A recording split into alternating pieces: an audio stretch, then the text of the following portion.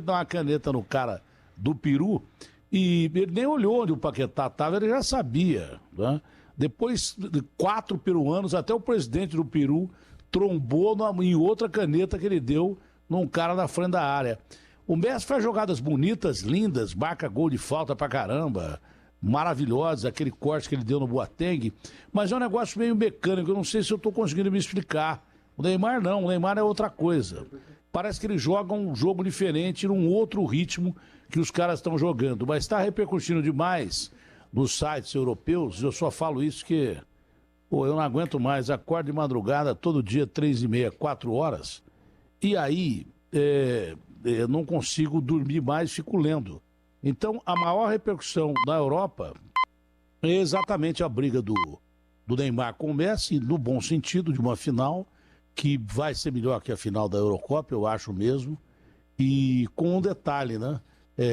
O Neymar ontem parece que mandou todo mundo para aquele lugar, que diz que tem gente que não vai torcer pelo Brasil na Copa América. Eu, sinceramente, era e sou completamente contra a Copa América no Brasil. Não vou mudar a minha opinião, mas eu não vou torcer contra o Brasil, porque eu não consigo torcer contra o Brasil. Pelo contrário, ainda mais contra a Argentina, pô. Ainda mais contra a Argentina. Você tá brincando comigo. Contra a Argentina, até time de botão, eu torço contra a Argentina. Então, vamos esperar que o Brasil consiga essa vitória. Não vai mudar nada pro país, não vai mudar nada. Mas que é bom ganhar da Argentina, é bom ganhar da Argentina. A gente vai continuar pagando gás caro, vai continuar morrendo gente mais que em todo lugar do mundo. A situação é terrível no Brasil, não vai mudar nada. Mas que vai ser legal ver o Brasil bater na Argentina, vai, eu torço para que vá.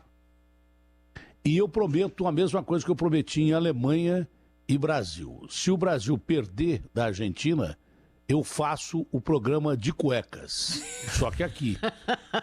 Aqui, da televisão, não. Porque aqui não aparece. Entendeu?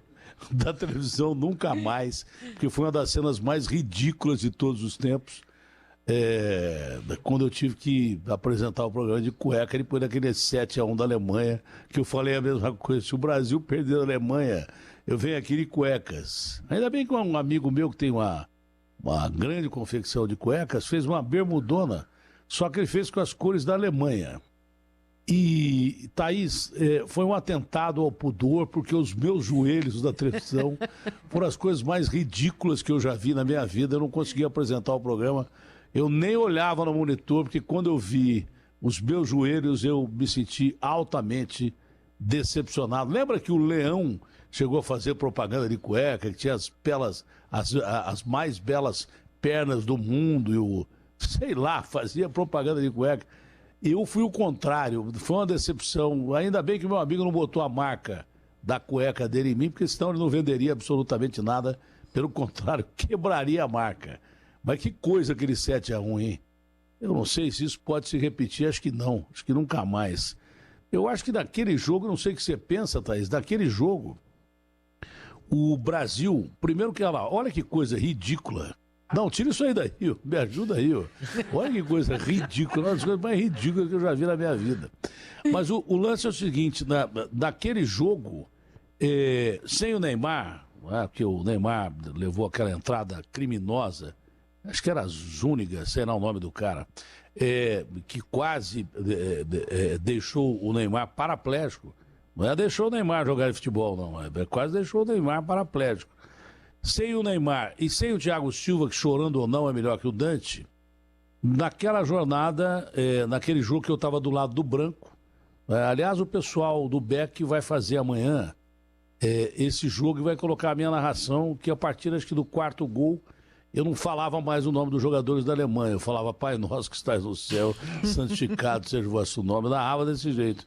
Mas naquele jogo, sem o Neymar, os alemães vieram para cima, porque se o Neymar estivesse ali, ficavam uns 4, 5 alemães em cima dele. E o Thiago Silva dava mais estabilidade à zaga. E os caras começaram a jogar um jogo que o Filipão naquela época já estava desatualizado. E agora o Filipão vai voltar pro Grêmio. E aí eles perguntaram pro Filipão, o que é isso aqui que esses caras estão jogando?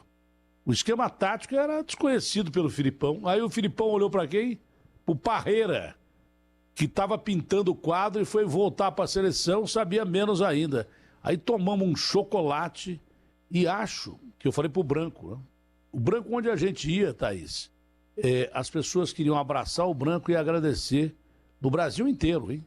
Agradecer por aquele gol contra a Holanda que nos levou à final e que nos deu o título nos Estados Unidos.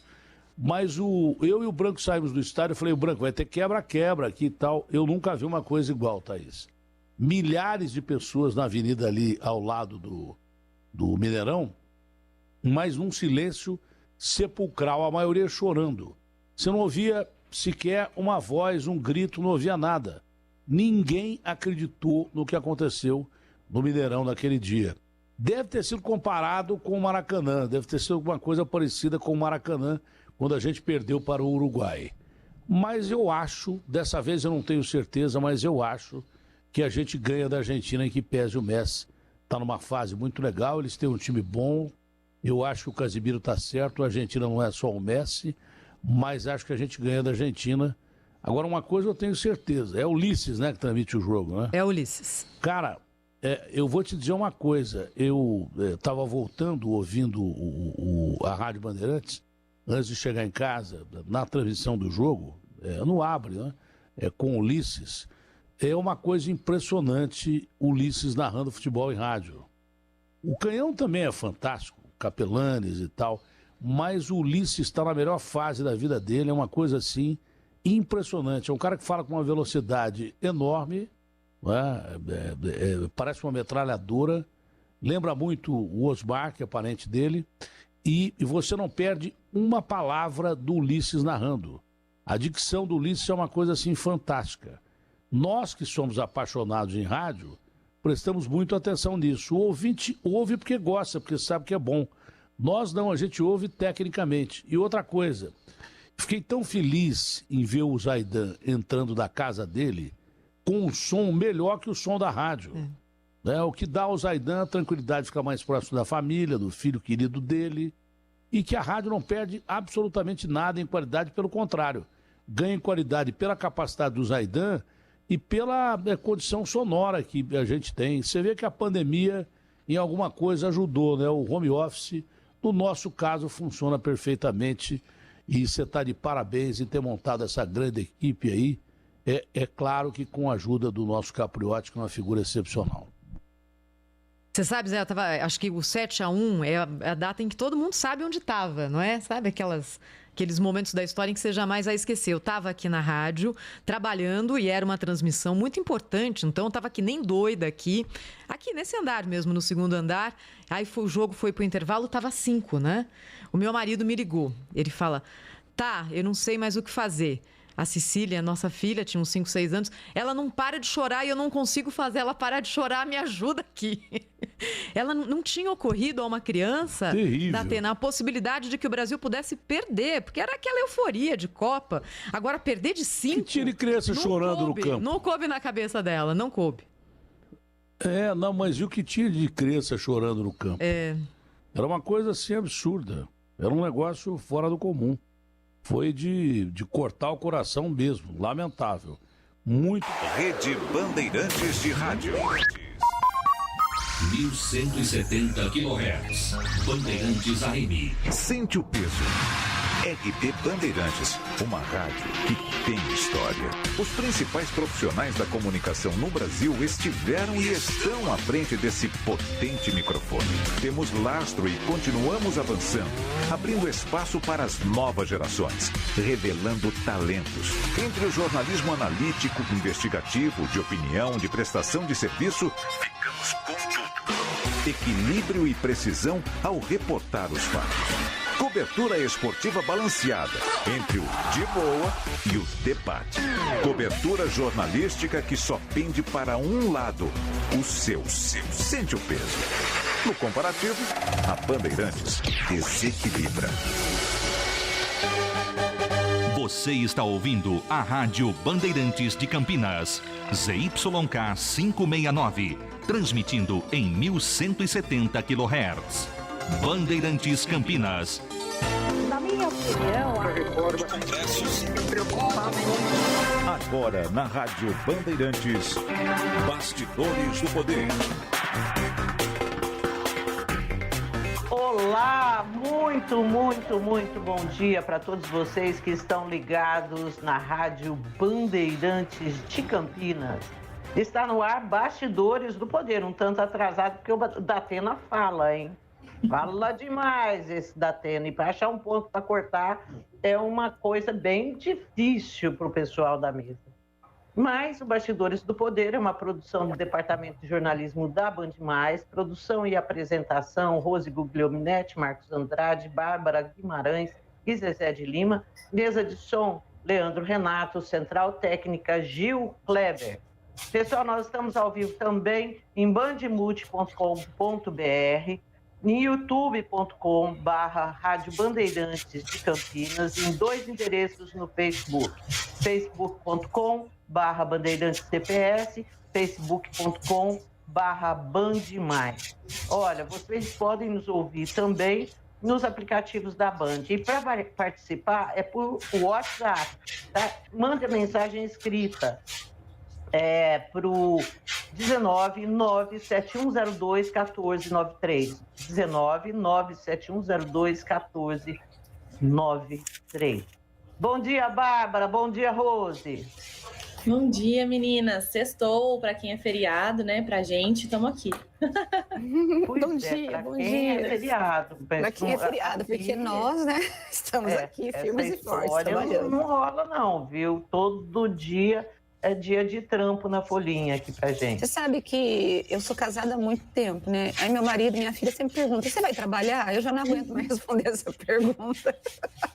Porque todo mundo, eles sabem que a gente trabalha em feriado, né? Não tem jeito, né? O jornalismo não para, né, gente? Não. Bom, e quem trabalha também, se bem que esse é um feriado estadual, nós vamos falar desse feriado estadual daqui a pouco, a data aí que comemora a Revolução Constitucionalista de 1932, quando São Paulo foi para o pau contra Minas Gerais, nós vamos falar bastante sobre essa história daqui a pouco. Mas enquanto a gente não fala sobre isso, vamos falar sobre o que está rolando com a nossa especialista em CPI, a Bárbara Guimarães. Bárbara, e aí? Tudo bem? Que responsabilidade esse cargo de especialista em CPI que você me deu, hein, Zé? Pode ficar tranquila que eu assino embaixo. Tá bom, obrigada. Hoje a gente volta para o assunto Covaxin. Tivemos aquela pausa ontem, né, para discutir imunização, tempo de segunda dose, intervalo entre as vacinas, se o governo fez ou não campanha, incentivou a compra de imunizantes. A Franciele Fantinato, que era coordenadora do Programa Nacional de Imunização, esteve no Senado nesta quinta-feira, mas, claro que o assunto da semana e o assunto que mais tem repercutido, desde a definição dos irmãos Miranda, o depoimento que eles trouxeram à CPI, falando que Bolsonaro sabia de um esquema de corrupção dentro do Ministério, que existia todo um grupo envolvido num esquema de superfaturar vacinas. Esse esquema seria comandado por Ricardo Barros e deputados do Centrão. Hoje a gente volta para esse assunto porque quem vai depor é um servidor do Ministério que se chama William Santana. Ele já foi citado 2 vezes na CPI, no depoimento da Regina Célia, aquela fiscal de contratos que a gente comentou aqui, que não fiscalizava os contratos.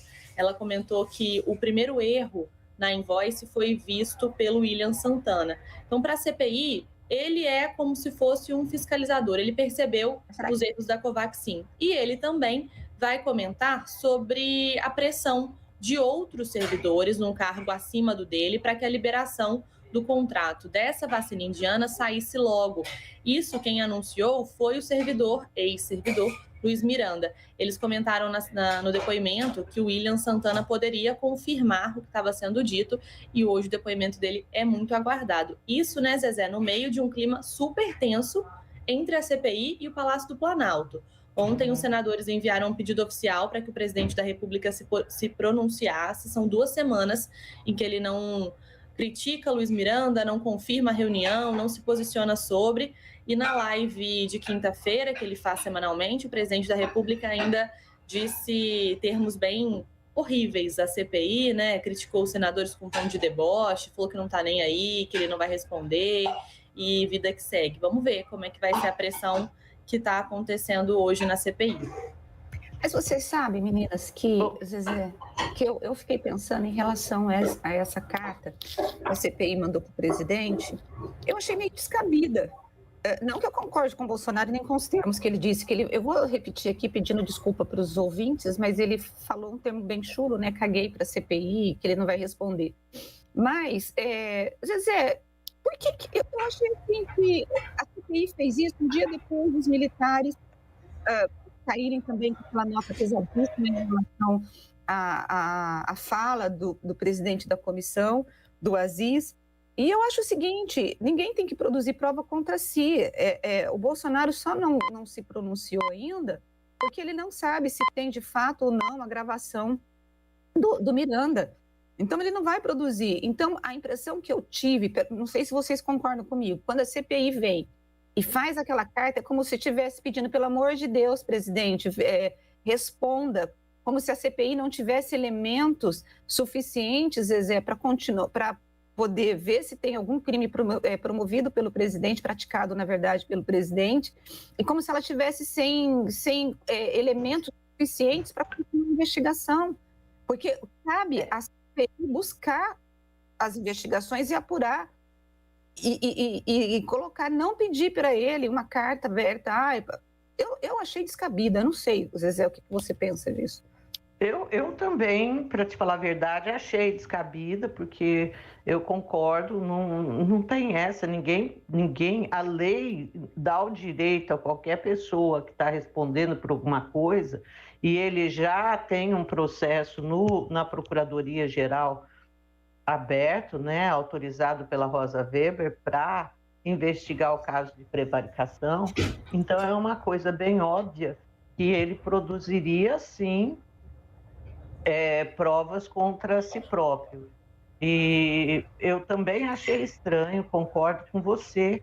E hoje, assim, eu estava dando uma olhada no antagonista e eu fiquei surpreso com o Diogo Mainardi bancando que a gravação existe e que, além do Ricardo Barros, foram citados os nomes do Arthur Lira e do Ciro Nogueira, do deputado Ciro Nogueira, pelo presidente da República, na conversa que ele teve com o Luiz Miranda e o irmão dele, Luiz Ricardo Miranda. Essa gravação, a não ser que esse cara destrua essa gravação, porque eu tenho a impressão, não é que ele está amarelando, mas eu tenho a impressão que ele está jogando um pouco. Eu estou com essa sensação do Luiz Miranda de uns dias para cá, né? Então, a não ser que ele destrua isso, essa gravação vai ser, assim, o ó do Borogodó quando ela vier a público, gente. Eu acho que são nomes citados e também, assim, vai estar mostrando, na minha visão, claramente o conhecimento e a autorização para que funcionasse um esquema em troca de apoio político. Eu acho que nem na Lava Jato nós tivemos uma coisa tão clara, porque a Lava Jato foi isso, foi o quê? A Lava Jato foi o governo, né, o governo petista distribuindo estatais para ter a base política forte no Congresso Nacional e falando, faz o que você quiser. E porteira fechada é porteira fechada, né? E eu não tenho nada a ver com isso, vocês podem fazer exatamente a mesma coisa. Você tem razão, Zezé, de fazer essa comparação com a Lava Jato.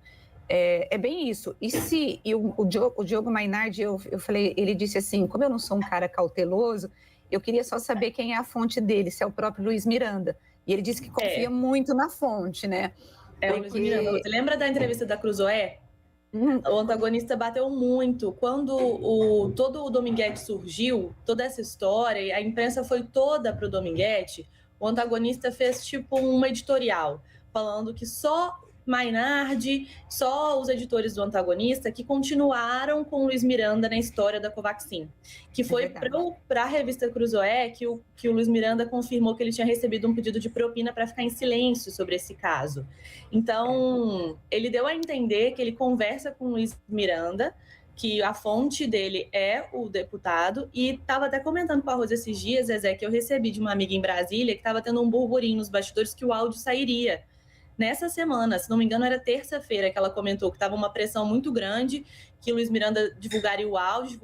Eu não entendo, queria saber a opinião de vocês. O que ele está esperando? Se há mais algum depoimento na CPI? O que vocês acreditam que esse áudio está demorando tanto? Eu tenho a impressão de que se o Bolsonaro não for para cima do Luiz Miranda e nos bastidores aí eles negociarem uma saída honrosa, ele não apresenta o áudio. E aí não é só o Bolsonaro. Eu acho que está envolvido o Ricardo Barros, está envolvido o Ciro Nogueira, está envolvido o Arthur Lira, presidente da Câmara, nessa conversa da turma do deixa disso, entendeu? E empurrando isso com a barriga, de forma que chegue um momento que isso já esteja debaixo do tapete. E eu acho que é exatamente por isso o Bolsonaro tem sido provocado todo santo dia. Quem começou foi o antagonista, mas a gente vê esse comportamento sendo estendido para outras mídias, do tipo, faz 14 dias que o Bolsonaro não desmente o Luiz Miranda. O antagonista fez até um painel, né, Zezé? Hã? O antagonista fez até um painel dos dias. Isso, mas eu vi no G1, não sei se ontem ou hoje, eu vi no Estadão, eu vi em vários lugares a mesma... Agora, eu acho que isso é tática, porque deve ter um acordo tácito aí, ó, não me provoca, que eu não faço nada. E se me provocar, eu divulgo o áudio. O que você acha, Rose? Não, eu acho que é por aí mesmo. E eu não sei se é não é nada combinado. É aquela coisa, aquela guerra que você tem nos bastidores, que você manda recados, né? E o que o Luiz Miranda está mandando são recados mesmo. Tipo, eu tenho algo que posso acabar, implodir com você. E o Bolsonaro, pelo temperamento dele, por tudo que a gente conhece dele, ele está atacando a CPI. Você vê que todo o arsenal contra a investigação em relação ao Ministério da Saúde está contra o pessoal da CPI. Ontem mesmo, na fala dele, ele falou do Renan, que o Renan é ligado ao Lula, que ele quer a volta do Lula. Ele falou do Aziz, ele fala só dos integrantes da CPI, mas ele não fala em nenhum momento do Luiz Miranda. Por quê? Porque ele sabe, de fato, que tem problema, tem rolo, ele falou demais e ele não vai para cima do Luiz Miranda.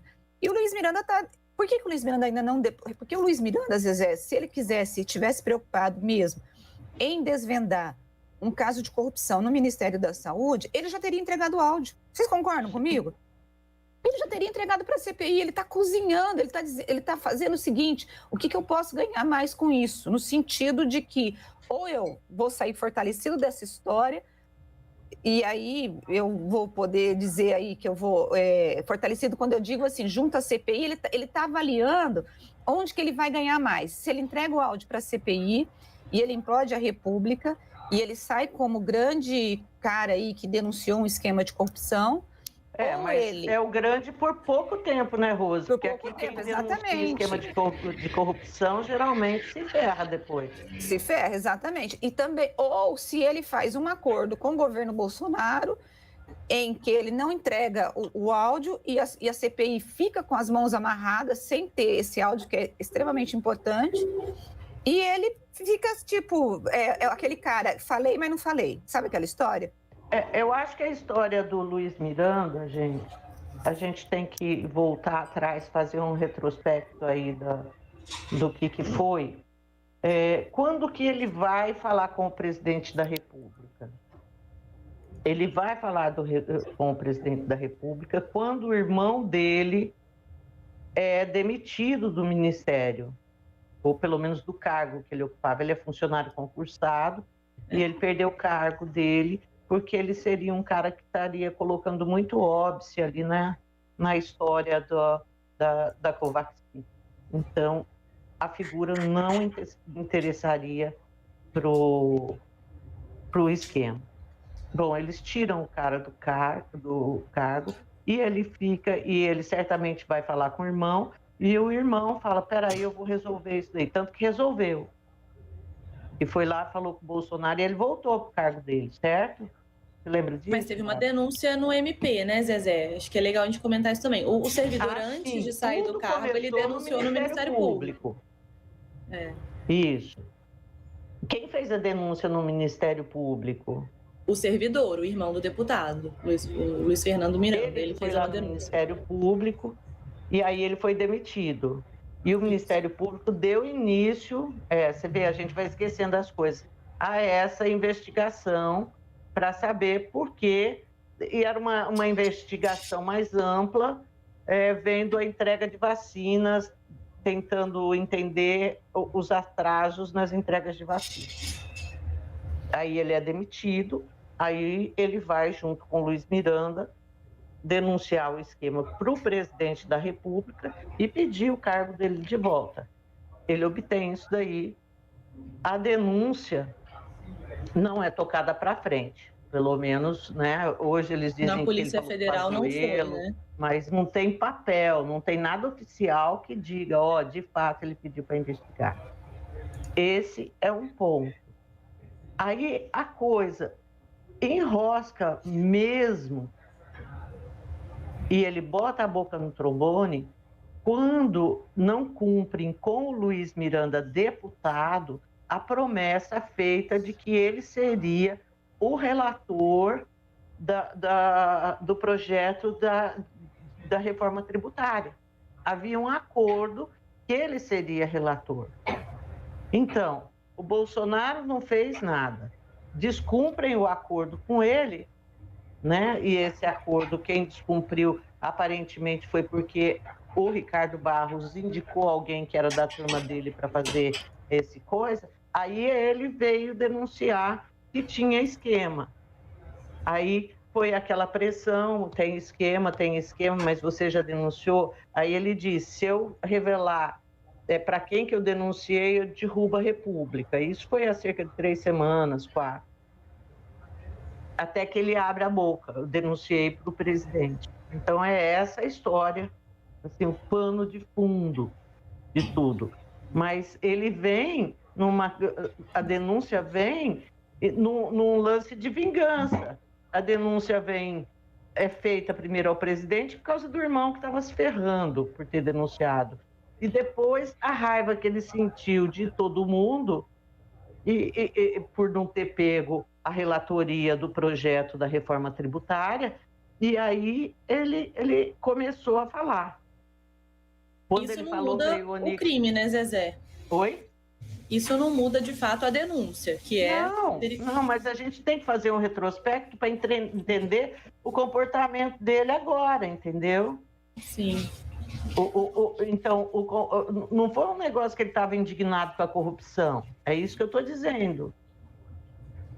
Né? Então, para quem é indignado com a corrupção, nada para uma pessoa que está indignada com a corrupção.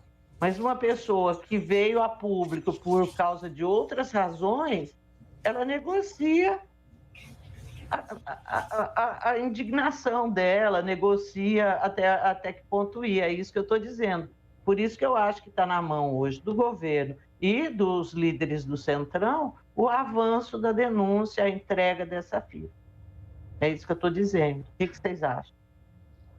Eu consigo entender esse retrospecto que você faz. O que eu acho, que eu continuo achando, é que o Luiz Miranda, ele tá avaliando o Zezé, ele está como se estivesse num jogo de xadrez e vendo as estratégias para ver o que é melhor para ele. Ele não fez a denúncia porque ele estava querendo denunciar a corrupção e proteger o país, proteger o povo brasileiro. Não foi isso. Foi o que você acabou de falar. É uma questão de um esquema de vingança, de proteção do irmão. Só que eu só não tenho ideia se ele tinha noção do estrago que ele faria depois do que ele falaria. Sabe assim? Eu não sei se ele tinha essa noção de como que virou uma bola de neve e como que hoje ele se tornou o principal, a fala dele se tornou a principal coisa. Quando ele fala que podia implodir a República, talvez ele tivesse até noção. Mas a pressão, eu imagino, Zezé, que ele está pressionado por todos os lados. E ele precisa ser aí um sujeito muito forte no sentido de vencer essa pressão. Porque, ele está brigando com a República, com coisas poderosas. Então, é difícil. Agora, vocês acham que a pesquisa que mostrou o Bolsonaro, às vezes eu não sei se ela tem os dados aí da pesquisa, que mostrou o Bolsonaro assim, com a rejeição bem alta, foi acho que a pesquisa em que ele está pior nos índices de rejeição. Tem reflexo da CPI, Zezé? Ou você acha que tem mais a ver, vocês, na verdade, Bárbara e Zezé, mais a ver com a condução da crise sanitária no país? Você tem os dados, ou a Bárbara, sei lá, uma das duas, tem os dados aí? Tem aí, Zezé, quer que eu pegue aqui? Não tenho. Então, olha só, essa pesquisa foi a pior, como a Rose disse, foi a série histórica de rejeição do Bolsonaro. Segundo os dados que foram divulgados, 51% dos eleitores classificaram o governo como ruim ou péssimo. É o pior resultado do chefe do executivo em 13 levantamentos feitos desde 2019. A aprovação era de 45% no dia 11 de maio e no dia 8 a curva começou a descer, bateu 32%. A taxa de ótimo ou bom se manteve estável, ficou em 24% desde maio. E já o percentual de quem acha o governo Bolsonaro regular caiu de 30% para 24% agora. Eu acho que é a somatória de tudo, Rose, inclusive do desespero dele e a forma. Eu acho que esse caguei que ele disse aqui, isso daí, para uma grande parte, sabe, ele tá se... É autofagia, é a sensação que eu tenho. Mas olha, gente, nós temos de ir para entrevista, para o intervalo, porque a gente tem uma entrevista agora e a gente não pode deixar o nosso convidado esperando. A gente vai lá e já volta, ok? Bastidores do Poder, na Rádio Bandeirantes.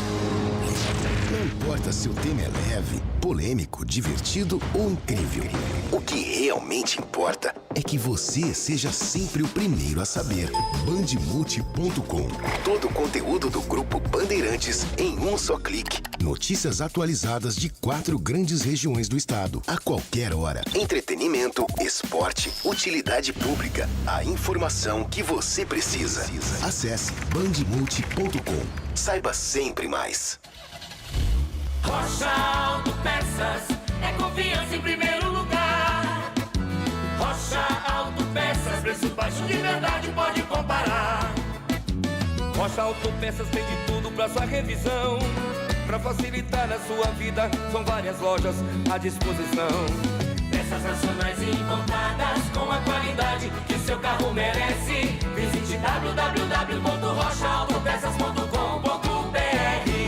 Campeonato Brasileiro 2021 na Rádio Bandeirantes. Todos os jogos de Guarani e Ponte Preta com a melhor transmissão de futebol e a equipe esportiva de maior audiência do interior. Narração com emoção, comentários com credibilidade, um show de reportagens. Futebol é com a Rádio Bandeirantes.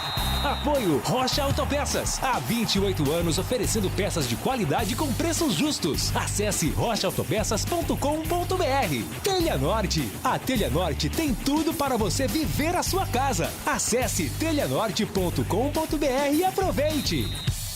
O governo federal, por meio do Ministério da Educação, já iniciou os preparativos para o Enem 2021. São muitos os desafios. Também são muitas pessoas trabalhando para garantir que você faça suas provas com segurança. Porque a gente sabe a importância do Enem para a sua vida e para o país.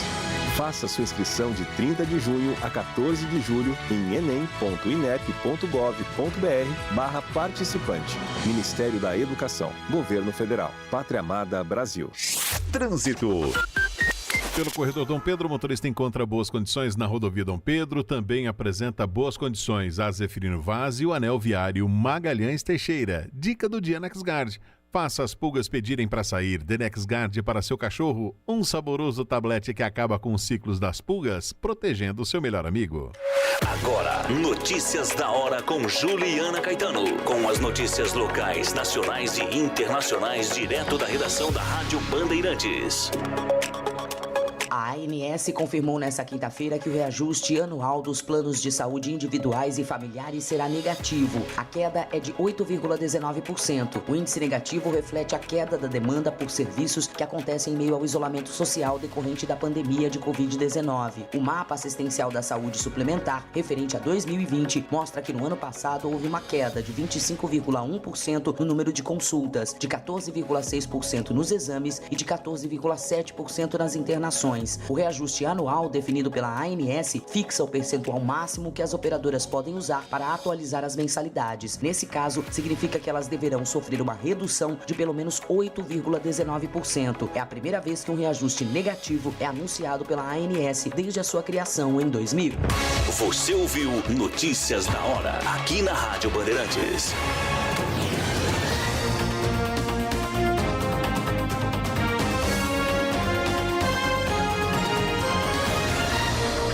Bandeirantes, a rádio que tem opinião. Você está ouvindo Bastidores do Poder, na Rádio Bandeirantes. Ei, pessoal, nós estamos de volta com Bastidores do Poder, que recebe agora o prefeito de Jundiaí, o tucano Luiz Fernando Machado. Prefeito, muito bom dia para o senhor. Muito bom dia, Zezé, muito bom dia a Rose. Queria agradecê-los pela oportunidade e cumprimentá-los pelo programa. Muito obrigado por me convidar a estar aqui. Obrigada ao senhor, prefeito. Bom, prefeito, a gente vai falar de um monte de assuntos, mas um deles que tem me preocupado demais ultimamente, até mais do que a própria Covid, olha só, é a questão da crise hídrica. Como que o senhor está vendo essa estiagem aí que afetou os nossos reservatórios? Como é que está Jundiaí? Como que Jundiaí vai se virar? Eu acho que não se tem falado tanto, mas a coisa é séria, não é brincadeira, não.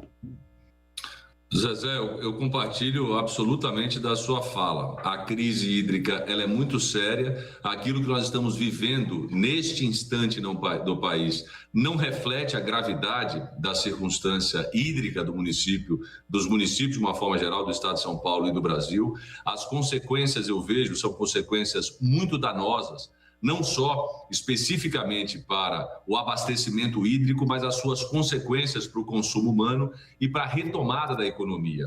Vale lembrar que a circunstância que envolve a crise hídrica, ela afeta drasticamente a vida das pessoas, mas ela tem um reflexo muito forte exatamente na impossibilidade de crescimento a partir de crises hídricas. Nós percebemos com muita clareza que o processo de aumento da conta da energia elétrica, a tarifação na bandeira vermelha, tudo isso gera um reflexo na economia, que é um reflexo muito ruim. Aqui no município de Jundiaí, nós temos uma circunstância diferente com relação ao abastecimento da cidade.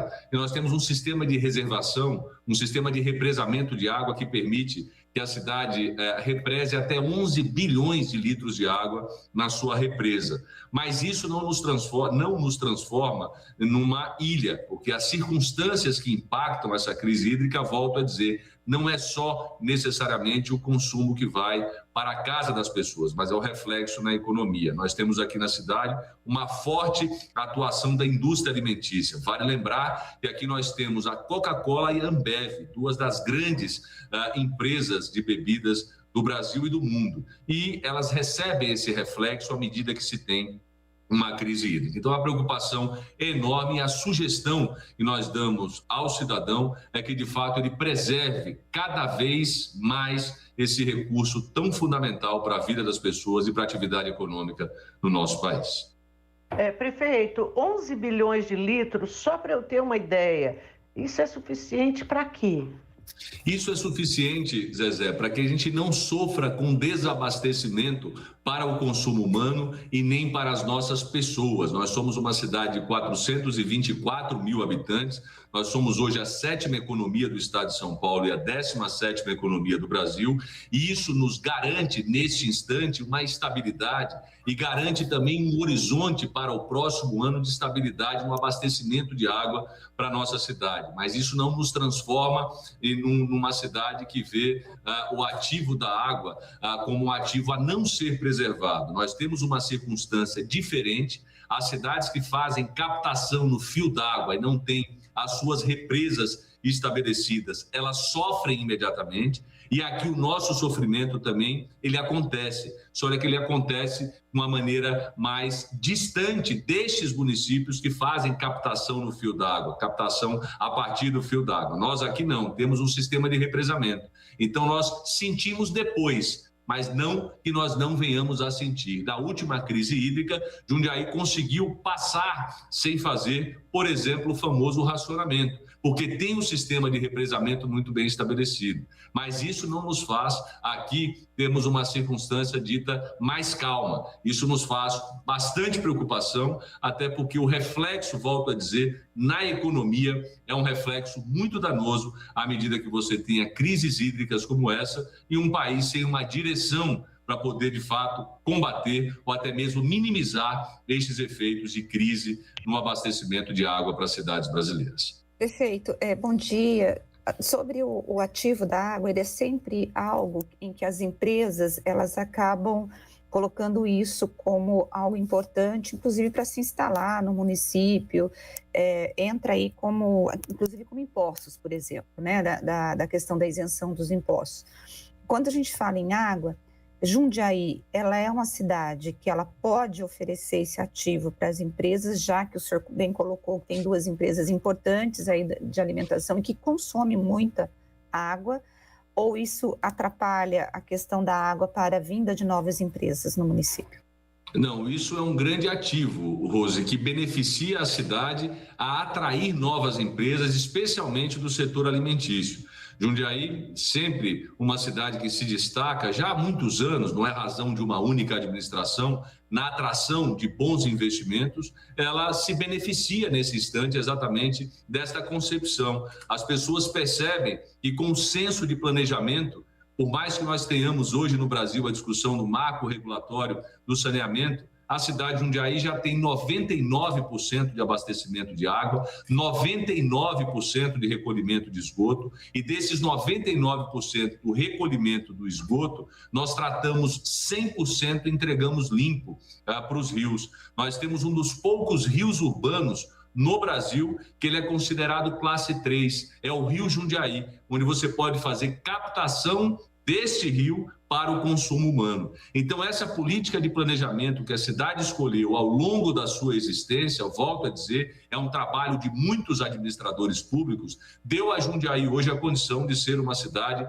atraente, uma cidade competitiva. Novamente, nós temos o ranking de competitividade publicado por um jornal, pelo jornal britânico Financial Times, e percebe-se claramente Jundiaí em primeiro lugar, novamente no Brasil, porque tem um conjunto de iniciativas que foram propostas na cidade como política de planejamento que deu condição de nós termos esse destaque. Então, hoje, no que diz respeito à crise hídrica, nós temos um diferencial para atrair investimentos, que é a garantia de abastecimento de água, ou melhor, é a garantia de que nós sofreremos reflexos de um eventual desabastecimento muito posterior a outras cidades, inclusive desenvolvidas do estado de São Paulo. Então, Rose, respondendo você, nós temos hoje a água na cidade como um grande elemento que favorece a vinda de empresas, porque sabe que esta política na cidade é uma política pública de Estado e não de um governo.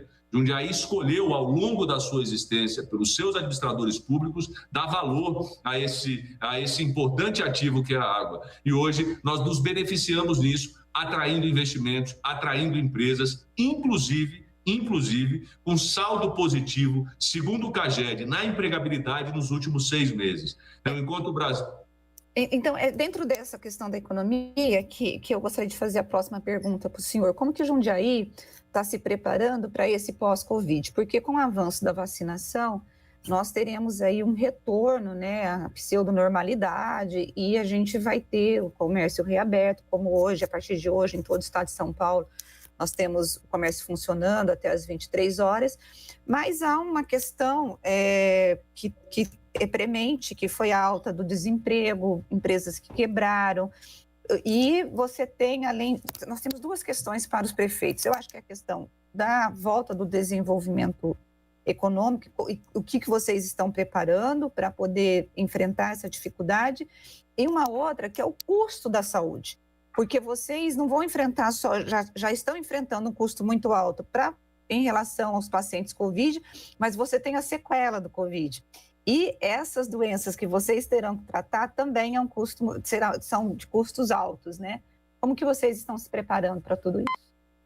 Vou começar pela sua segunda pergunta, Rose, que ela é muito importante, ela é muito interessante. Além das sequelas do Covid, nós temos uma consequência do Covid na saúde pública, que é o represamento de tudo aquilo que envolve o processo eletivo. Tudo aquilo que é média complexidade, tudo aquilo que você pode fazer o agendamento para operar, por exemplo, fazer uma cirurgia, isso está represado. Então, nós vamos somar as sequelas do Covid, que são de naturezas emocionais, natureza socioemocional, que isso gera um efeito na somatização de pessoas que procuram um sistema de saúde, associado exatamente a esse represamento, a essas filas, e para o cidadão entender, aquele que está nos ouvindo, a pessoa que hoje procura e aguarda para fazer uma prótese de quadril, essa pessoa precisa de um centro cirúrgico para ela fazer uma prótese. E para fazer esta prótese, ela não está na fila dentro do hospital, ela está na fila em casa. E esta fila de dentro de casa, que é uma fila por muitas vezes que nós não enxergamos na porta do hospital, ela só se eleva.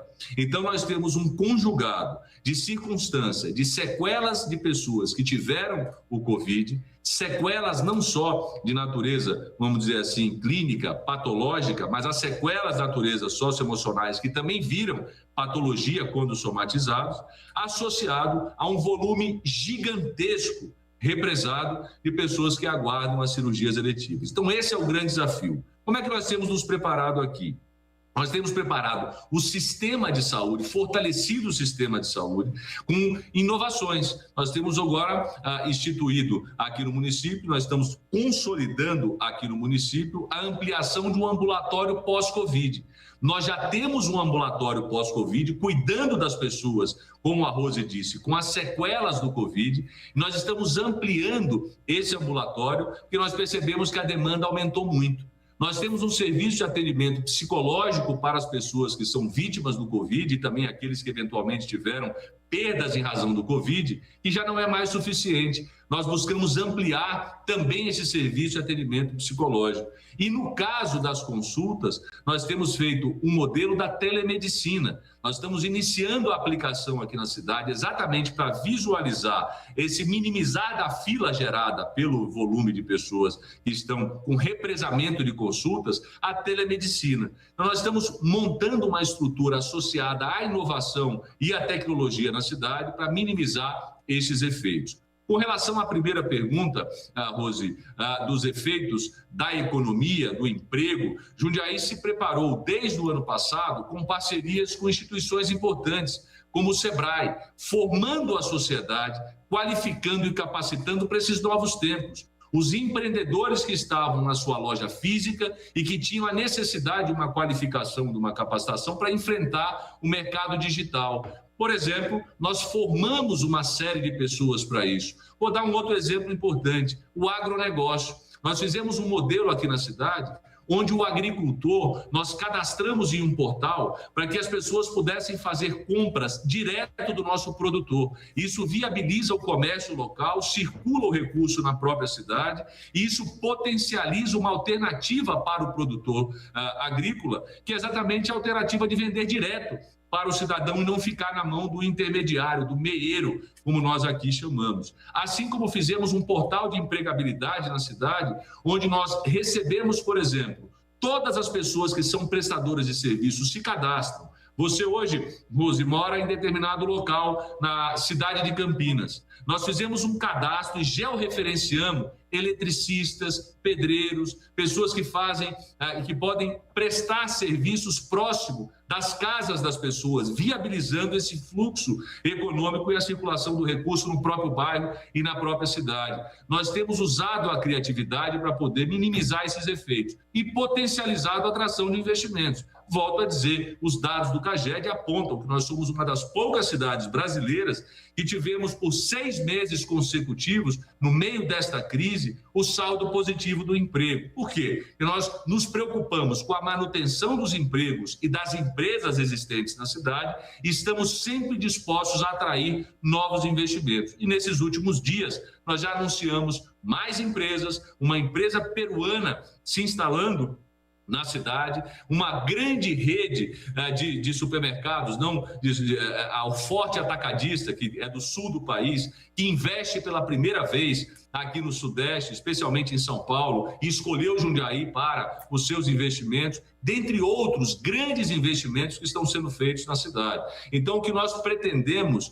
para superar essa crise é dar as mãos àquele que se fragilizou, dando a ele instrumentos para esses novos tempos. Você usou a expressão, Rose, não é mais possível nós olharmos uma caixinha de 2 anos atrás. A pandemia, nós dissemos, que é um acelerador de futuro. Ela está acelerando exatamente aquilo que eventualmente nós viveríamos com 5, 10, 12 anos, ela está acelerando, nós estamos antecipando esse processo. Assim que a cidade tem feito a sua lição de casa com o objetivo de poder minimizar para os seus cidadãos os efeitos dessa tragédia que é a pandemia e que também será o pós-pandemia. Prefeito, eu vou voltar lá à fila, ao represamento de consultas e tudo mais.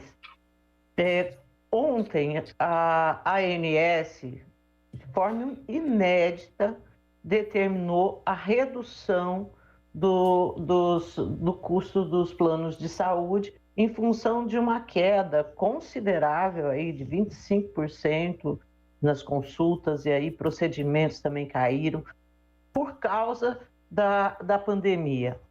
Né? Como é que foi isso nos sistemas públicos? Isso aconteceu também? Foi isso que deu fôlego para os municípios poderem tratar essa multidão de doentes de Covid? Porque eu fico olhando, por exemplo, quando teve dengue, né, a questão da dengue, quando bateu forte, bateu pesado, foi aquela loucura de você ter dengário, de você ter... sabe, aquelas barracas montadas para o pessoal tomar soro para se hidratar.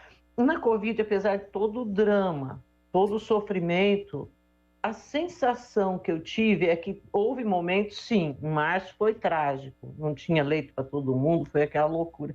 Mas engraçado que eu não senti o drama tão forte como foi quando a dengue foi intensa. Zezé, é natural que as pessoas elas passaram a ter mais medo de frequentar o hospital, até mesmo para suas consultas de rotina, frequentar as unidades básicas de saúde, melhor dizer, para suas consultas de rotina.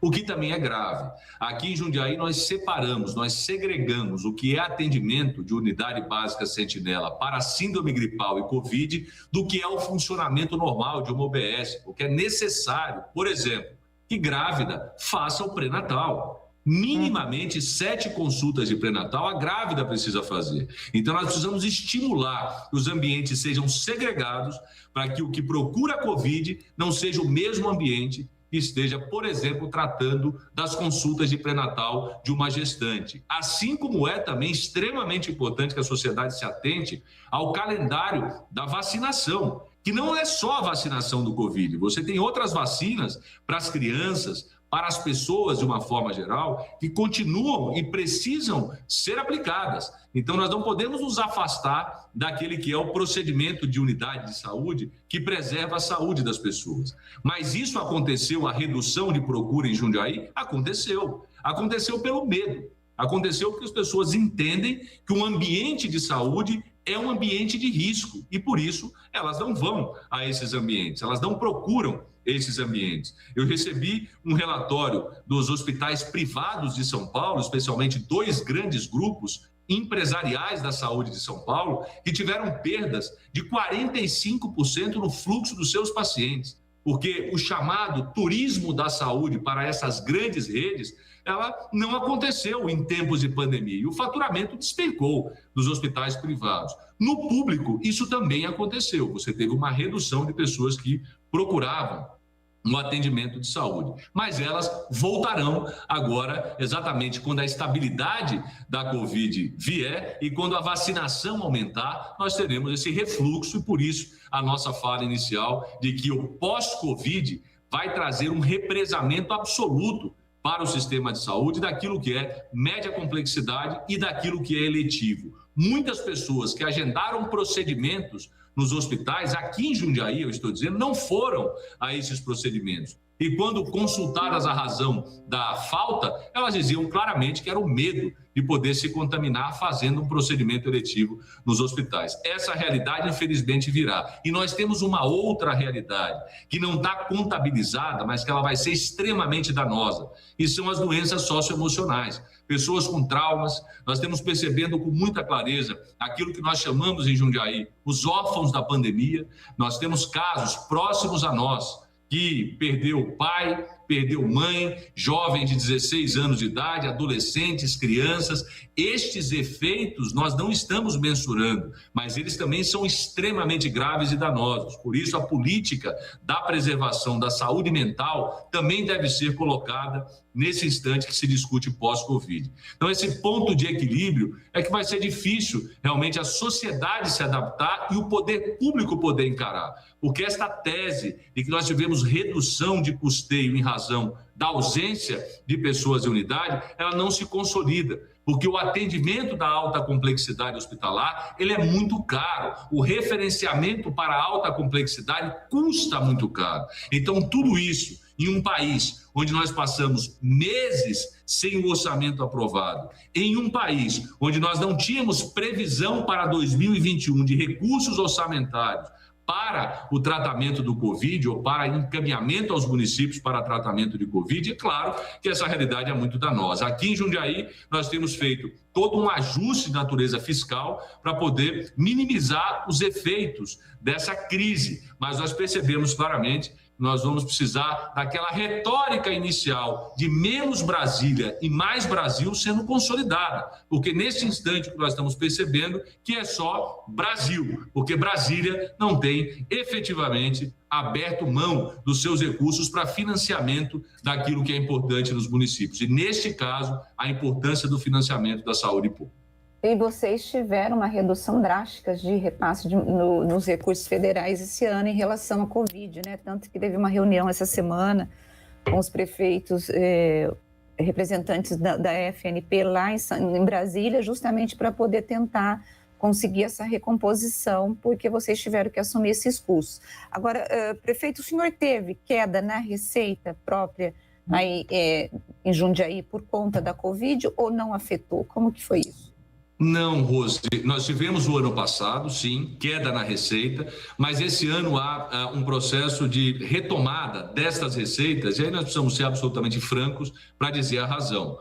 Quando o governador do estado encaminhou à Assembleia Legislativa um projeto de lei reduzindo os subsídios que eram aplicados para setores da economia, como parte diretamente do ICMS, esse reflexo é positivo para os municípios. Nós temos aqui hoje não uma perda de receita, nós temos um implemento de receita, exatamente em razão dessa circunstância do ICMS. E há também um outro aspecto que nós estamos estudando aqui no município, que é uma ampliação na formalização da economia. O consumo sendo feito, por exemplo, sob a ótica do mercado digital, você necessariamente tem um controle sobre essas compras e uma receita muito mais presente do que quando o dinheiro é circulante. Então, o que nós percebemos aqui hoje na cidade é que há uma estabilidade na receita. Aliás, eu posso dizer a você, Rose, com segurança, há um crescimento na receita, exatamente em razão desses subsídios que foram retirados.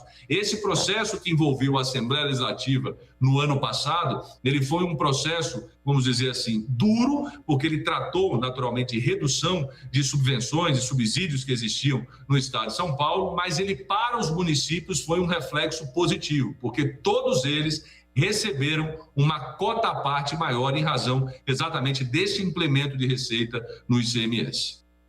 Houve, prefeito, a época da votação desse projeto, assim, teve muita mobilização, especialmente dos setores atingidos, né? O senhor viu aí em Jundiaí, assim, empresas fechando em decorrência dessa retirada de subsídios? Não, eu não vi, Zezé, eu não pude constatar aqui na cidade procura de empresas saindo, ou melhor, fechando em razão dessa adequação do subsídio. Eu não tive. Não, nem saindo. Eu não tive esse reflexo aqui no meu histórico de condução da crise, especialmente da minha relação muito próxima com o setor produtivo da cidade. Nós percebemos, é claro, reclamações enormes, mas nós não apontamos aqui fechamento de empresas em razão disso, até porque é muito cruel dizer isso, mas é a realidade. As empresas, por muitas vezes, elas transferem esse imposto implementado, essa redução que não se mantém, para o contribuinte, para o consumidor. Então, não é aqui de todo fora do contexto da nossa entrevista dizer a crise da energia. Olha o que está acontecendo com a conta de luz. Olha o que aconteceu com o valor do gás. Meu Deus. Olha o que aconteceu com o combustível. Então, quer dizer, todo esse reflexo, e aí vale um outro programa para a gente poder bater um papo, ele é muito cruel, e é muito cruel nas pessoas mais pobres, porque o processo inflacionário, ele vai diretamente nas pessoas mais simples. Ele está no alimento, olha o preço da carne.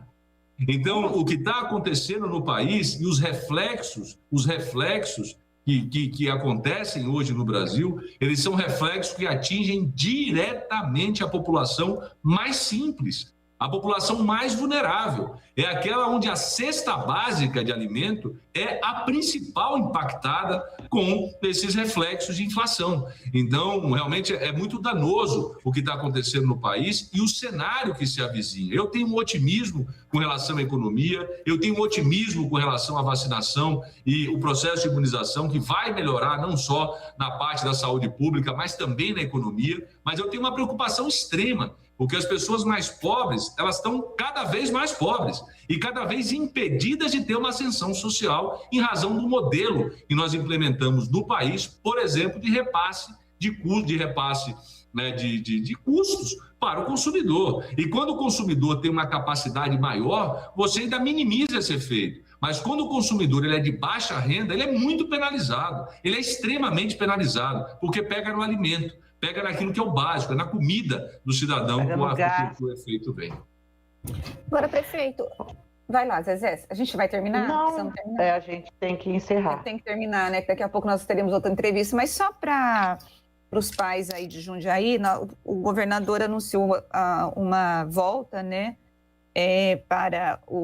De todos os alunos de acordo com a capacidade de cada unidade escolar, respeitando aquela distância de 1 metro, hoje é de 1,5 metro. Jundiaí vai se adequar, vai voltar, ou o senhor vai manter uma restrição ainda?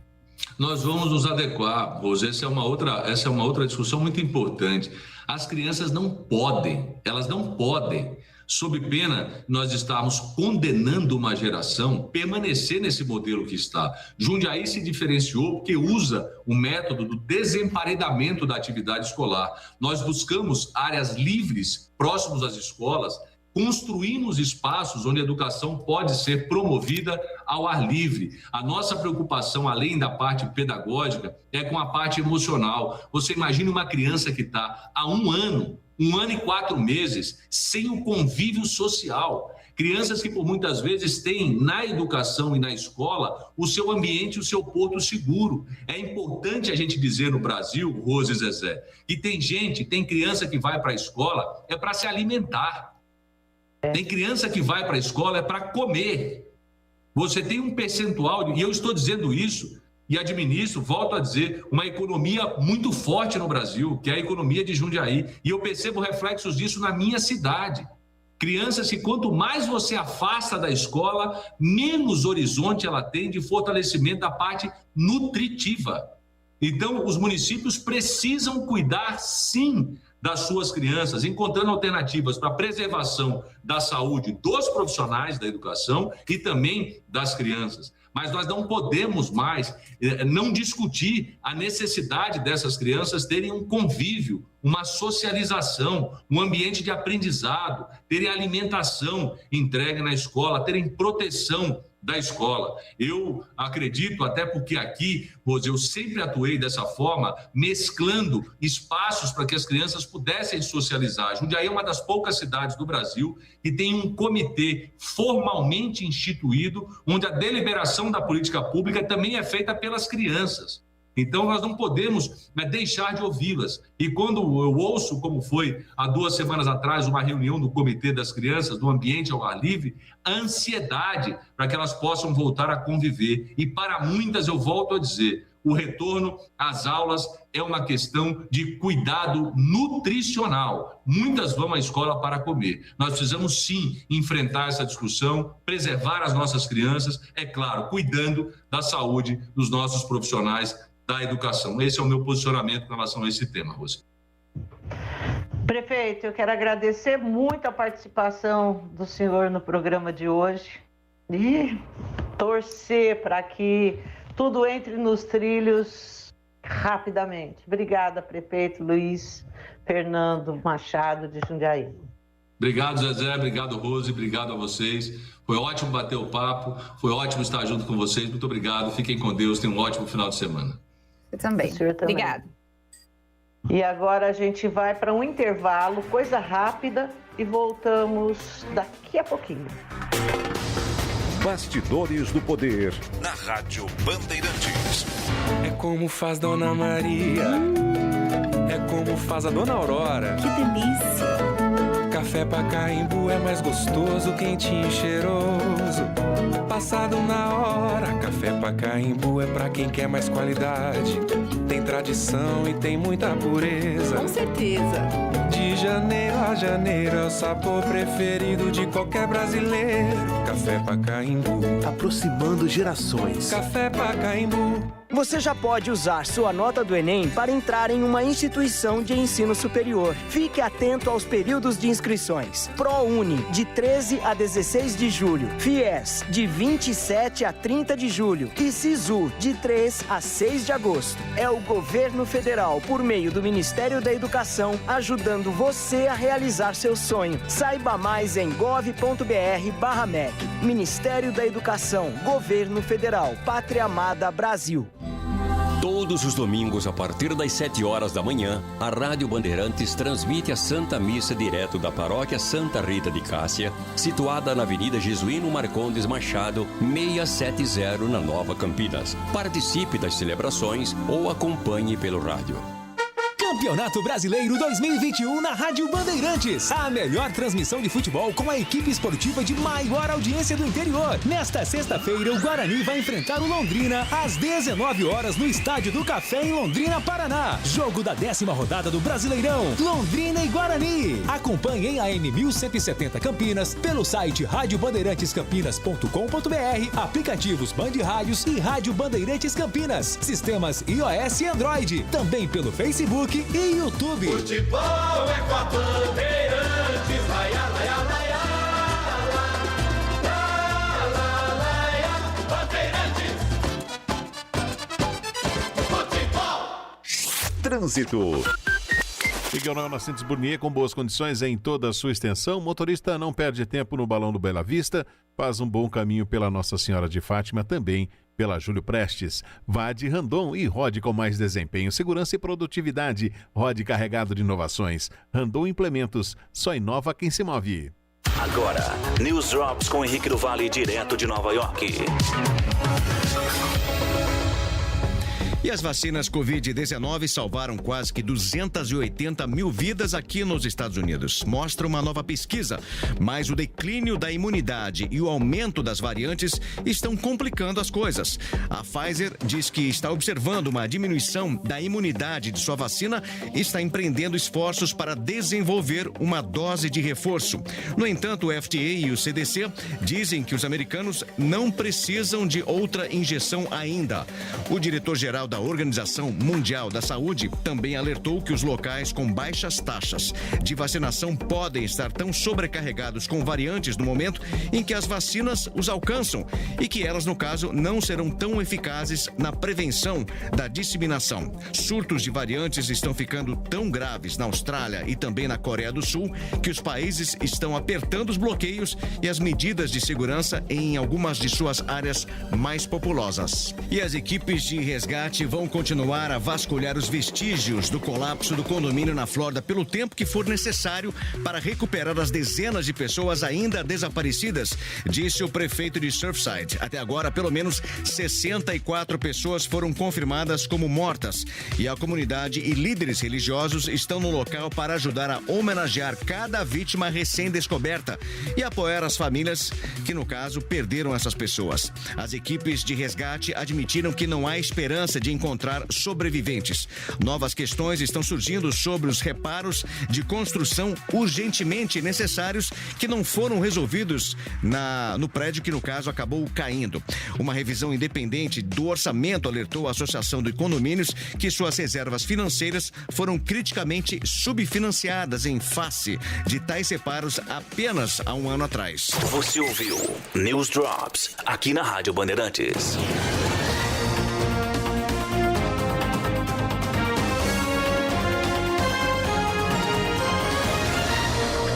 Bandeirantes, a rádio que tem opinião.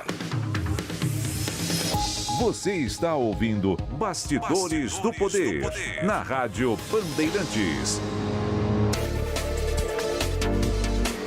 Olá, estamos de volta. E vocês se lembram no começo do programa que eu disse que falaríamos bastante sobre o que é a tal revolução constitucionalista? Pois é, que hoje é feriado estadual, né? 9 de julho, o Estado para homenagear os combatentes dessa revolução.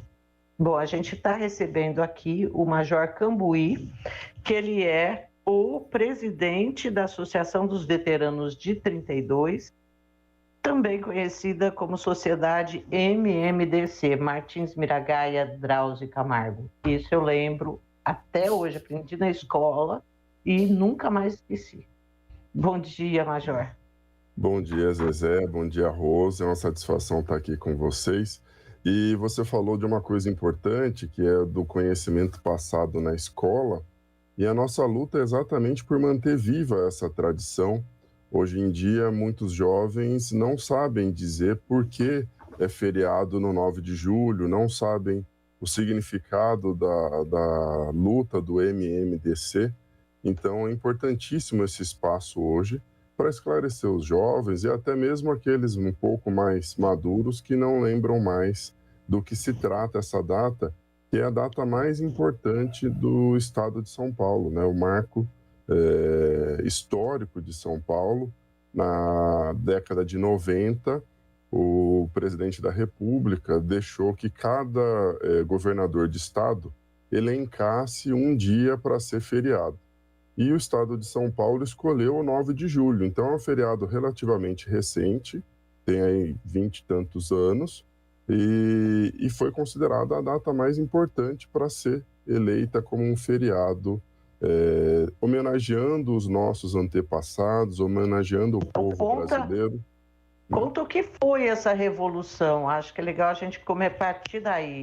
Vamos começar do começo, né? Então, em 1932, nós vivíamos um período ditatorial do governo Vargas, em que ele nomeou interventores, né, para governar os estados. O povo paulista estava insatisfeito com essa circunstância, iniciaram manifestações e em 23 de maio, uma grande manifestação na Praça da República em São Paulo acabou com a morte dos jovens estudantes Martins, Miragaia, Drauzio e Camargo. Então, insatisfeitos com essa ação do governo federal, né, que matou os jovens, os paulistas se uniram para fazer, então, a Sociedade MMDC, que daí é início a uma revolução em 9 de julho, onde os paulistas pegaram em armas para combater a ditadura do governo federal. E a polícia militar acabou auxiliando o povo paulista nisso. Então, quem que combateu? Quem pegou em arma? O povo. E a polícia militar acabou dando estrutura, ensinos, conhecimentos de técnicas para poder somar esforços junto com o povo paulista na busca de um ideal melhor. Agora, tivemos muitas mortes, como que foi de civis, como que foi essa história? Quanto tempo durou? A revolução ela vai de 9 de julho até 2 de outubro, quando nós temos o armistício. Então, em 1932, nós vivemos tempos muito aquecidos, desde 23 de maio, quando teve essa manifestação que acabou com a morte dos jovens, até efetivamente 2 de outubro, quando foi assinado o armistício, né? Nós costumamos dizer que os paulistas não perderam, a gente assinou um tratado de paz, ninguém ganhou, ninguém perdeu, mas os números oficiais são muito pequenos. Para a época, a contabilidade desses dados, imagina em 1932, a dificuldade de anotar quem teria morrido. Então, existem estimativas de mais de 1.000 pessoas mortas, existem estimativas um pouco maiores, mas os dados realmente são muito precários. Aqui em Campinas, nós tivemos 16 combatentes que morreram e que estão enterrados no mausoléu logo na entrada do Cemitério da Saudade.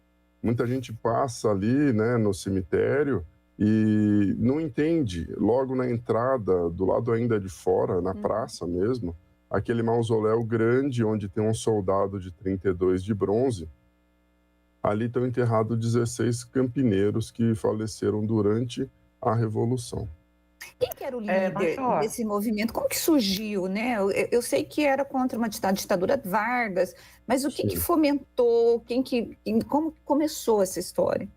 Olha, realmente foi um movimento popular que acabou contando com a adesão tanto dos governantes paulistas quanto da própria força pública, que era a Polícia Militar. Para vocês terem uma ideia, o governador Pedro de Toledo, e nós temos a avenida aqui no bairro do Bonfim, Campinas, ele era o interventor de Vargas. E ele acabou apoiando a população de São Paulo, literalmente virou a casaca na defesa do povo, e por isso que ele foi muito ovacionado, o governador Pedro de Toledo. Então, todo o governo do estado de São Paulo, vendo aquele movimento da população de indignação, acabou se unindo.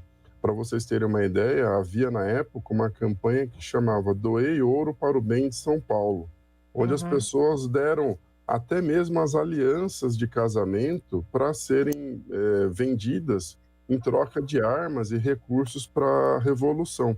E aí muitas Qual era pessoas... o grande objetivo da Revolução? O que os revolucionários queriam? Almejavam. Por que houve uma disputa tão intensa com Minas Gerais?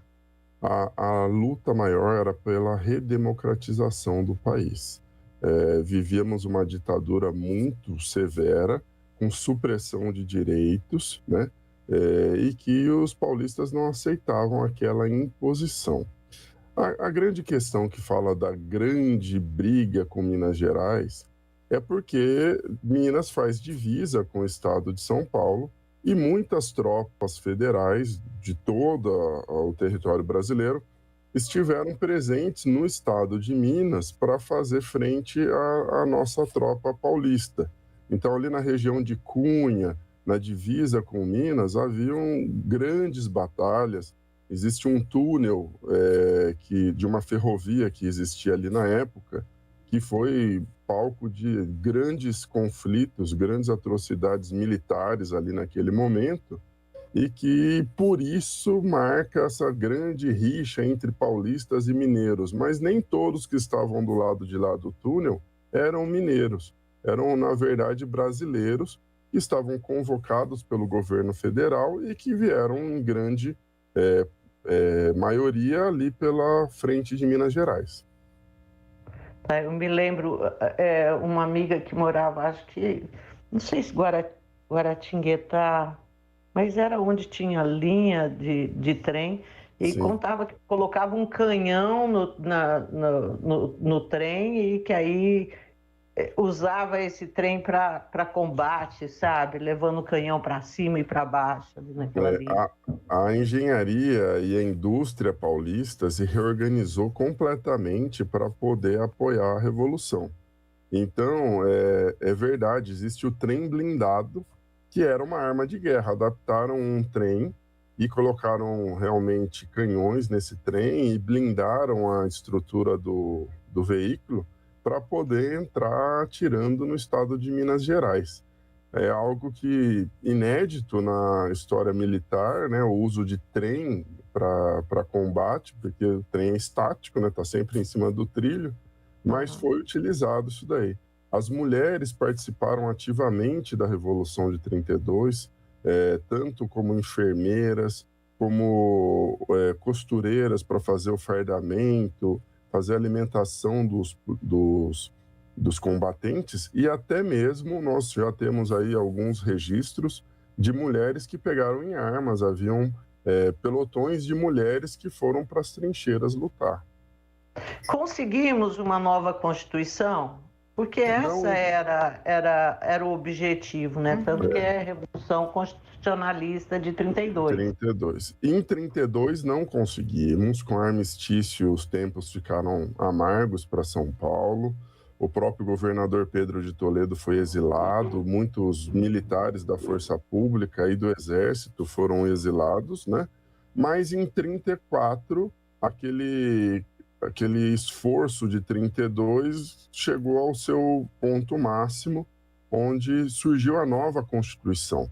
Então, como vitórias de 32, nós tivemos uma redemocratização do país e nós tivemos também a inserção da mulher para votar.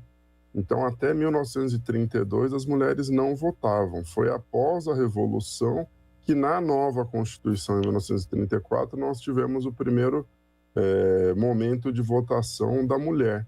Então, São Paulo, naquela época, teve uma união tão grande que não havia cor de pele, não havia distinção de sexo, mas eram todos unidos por um grande ideal de civismo, de democracia, de igualdade.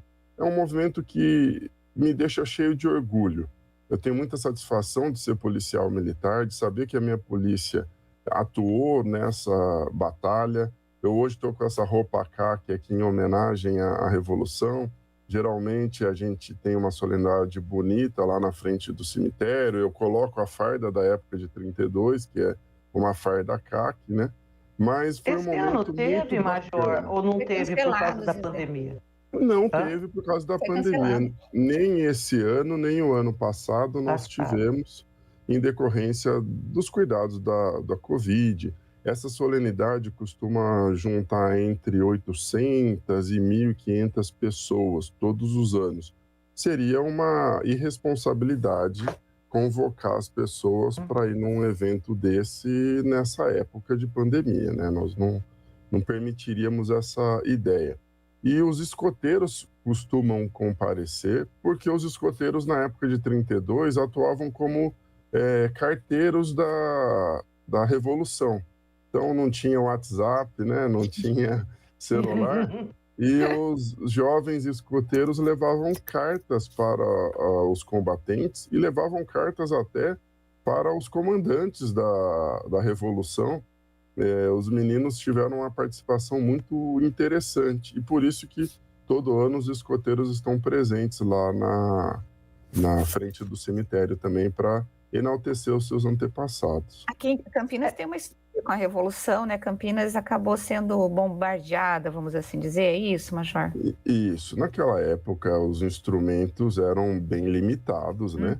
Então, era aquele avião sem janela, sem cabine, e a bomba era uma coisa mecânica. A pessoa realmente pegava a bomba numa sacola e jogava pela janela. Pela janela não, pela estrutura do avião. Era aquele avião bem simplesinho. E aí, por gravidade, essa bomba, quando batia no solo, ela explodia. E foi esse o ataque aéreo que Campinas sofreu. Inclusive, um desses ataques, ali na Estação Cultura, que era um ponto importante, o trem era a grande forma de deslocamento na época, morreu um jovem escoteiro, que é o Aldo Chiorato. Ele estava levando cartas da Revolução e durante a explosão ele acabou sendo atingido por estilhaços que tiraram a vida dele. E ele se tornou patrono do escotismo no Brasil em decorrência dessa ação que aconteceu aqui em Campinas, ali perto da Estação Cultura. Eu preciso fazer uma pergunta. Eu vou mudar um pouquinho aí de assunto, vou atualizar. Não tem jeito, o senhor pode responder se o senhor quiser. Não. A Polícia Militar teve uma participação que o senhor mesmo disse que se orgulha dessa participação nessa revolução. E hoje nós vivemos no Brasil uma situação em que a grande pergunta é: o presidente da República vive dizendo que se não tiver o voto impresso, ele não vai ter eleição, ele não vai sair do poder.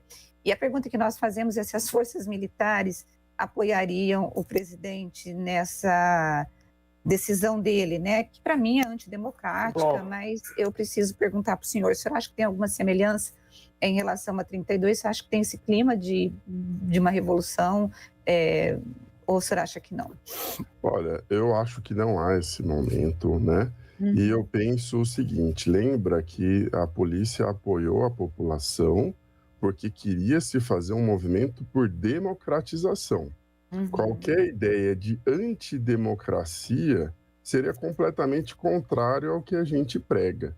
A polícia ela está à disposição da população para defender os interesses da população e não daqueles que os governam necessariamente.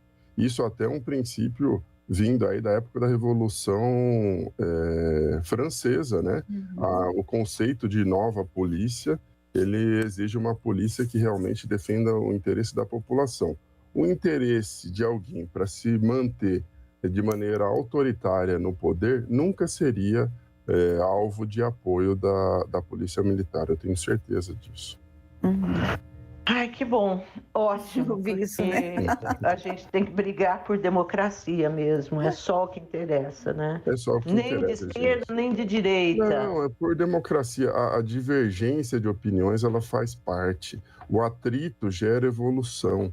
Eu acho que é a partir das divergências que a gente tem novos posicionamentos, novas tecnologias. E isso deve sempre permanecer. A partir da hora que a gente tiver um pensamento único, não há mais por que evoluir. Todo mundo concorda, todo mundo acha que é daquele jeito mesmo, então está tudo bem. A sociedade pararia. Eu acho que é extremamente importante um movimento de democracia, de alternância de pensamentos, de alternância de poder. Eu acho que isso faz parte do processo evolutivo da humanidade. Bom, eu quero agradecer muito ao Major Cambuí por falar aqui conosco sobre essa data. Eu acho que é importante tanto no aspecto histórico mesmo, como de levar a história para as pessoas que não têm nem ideia do que é essa tal Revolução Constitucionalista. Muita gente, aliás, ontem, nem sabia que hoje era feriado. 9 de julho, feriado... feriado, porque geralmente feriado as pessoas sabem, né? Mas esse daí é tão desconhecido que as pessoas nem sabem. E quantos paulistas deram suas vidas por isso? Como eu falei, o pessoal dava aliança de casamento e trocava por um anel escrito "Doei ouro pelo bem de São Paulo". Eu acho que esse é um momento que não volta mais, que a gente não... está descrente das pessoas, né? E não daria mais a nossa aliança de casamento acreditando num ideal. Como eu também acho que hoje em dia não justificaria mais pegar em armas para defender um ideal. Eu acho que hoje o nosso celular é a nossa maior arma, todo mundo pode gravar uma live, pode abrir uma rede social e difundir informações, a sua forma de pensar, e isso viraliza. Eu acho que essa é a maior arma. Eu acredito que esse passado de pegar em armas de fogo já ficou para trás. Não é mais esse tipo de revolução que poderia mudar a nossa sociedade, mas sim a revolução cultural, o uso das mídias sociais para defender realmente pensamentos e, lógico, havendo as divergências para que a gente chegue em uma evolução. Essa a lição de 32 para os dias de hoje, o legado de abnegação, de defender a sociedade, de defender o interesse coletivo, mas não mais com armas. Hoje, a nossa maior arma seria a informação e ela está na nossa mão com os celulares. Muito obrigada, Major. Um bom feriado para o senhor e um bom fim de semana. Muito obrigado, um forte abraço a todos os ouvintes e para vocês. Obrigada. E Rose, tá na hora, filhinha. Vamos curtir o feriado agora? Não, eu vou ter que trabalhar, né, amiga? Tem site. Cada qual com seus problemas. Vou almoço depois disso. Dei plantão semana passada. Tchau, pessoal. Beijo pra todo mundo. Tchau. Até segunda. Você ouviu Bastidores do Poder na Rádio Bandeirantes. 1170 kHz. Bandeirantes AM. Sabia que o Detran agora é digital? É Detran Digital e já tem vários serviços que podem ser feitos direto do seu celular, sem fila, sem aglomeração, sem trânsito. É só baixar o aplicativo do Poupa Tempo e começar a resolver tudo por lá. Tá achando que vai ser complicado? Eu te ajudo. Entra no canal detrandigital.sp.gov.br